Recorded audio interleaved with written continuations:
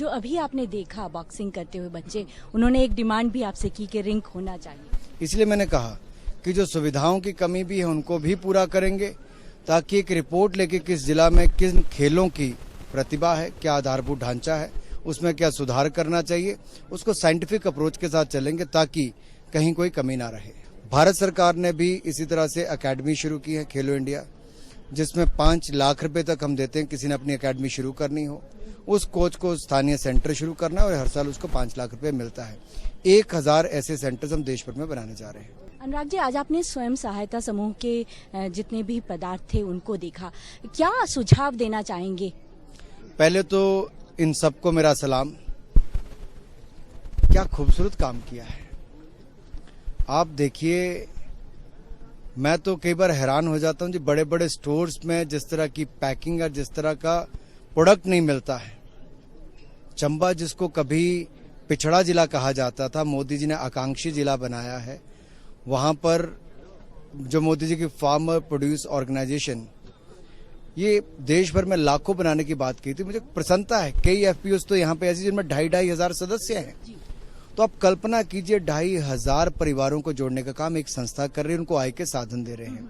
इसीलिए शायद कहीं ना कहीं इनके प्रोडक्ट्स अब प्रदेश में ही नहीं, जिला में ही नहीं, बल्कि देश भर में पहुंचने का काम हुआ है।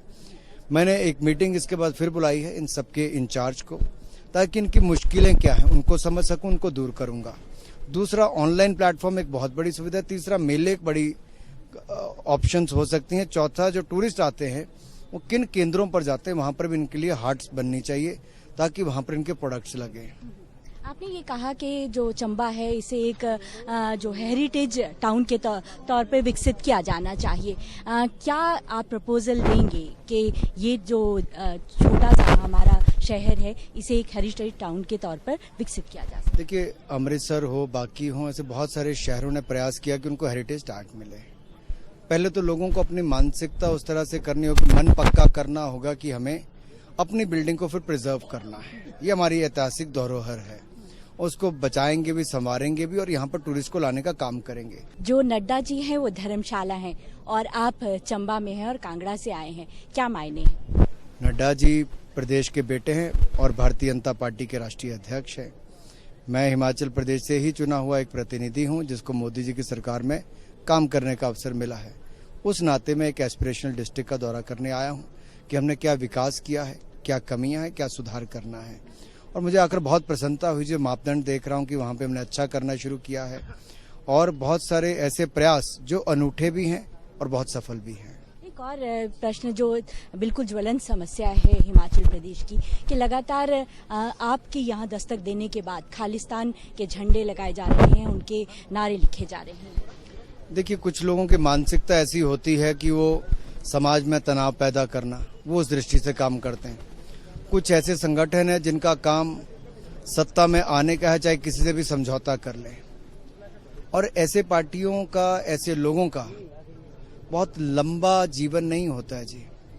ये कुछ समय के लिए आते हैं, शॉर्ट साइटेड होते हैं। भारतीय जनता पार्टी ने जो शुरुआत की वो विचारधारा के बल पर था, इनकी विचारधारा नहीं है। आज भी हमारा कार्यकर्ता देश दुनिया की सबसे बड़ा राजनीतिक दल है, तो हम अपनी विचारधारा के बल पर हैं। लोगों ने उस विचारधारा को कबूला है। हमारे नेता दुनिया के सबसे लोकप्रिय नेता नरेंद्र मोदी जी हैं, और इसलिए मैं कहना चाहता हूं, जो ये खालिस्तान की बात करते हैं, इनको कुछ नहीं मिलने वाला जी। पंजाब में भी नहीं हुआ, न आसपास कहीं होगा।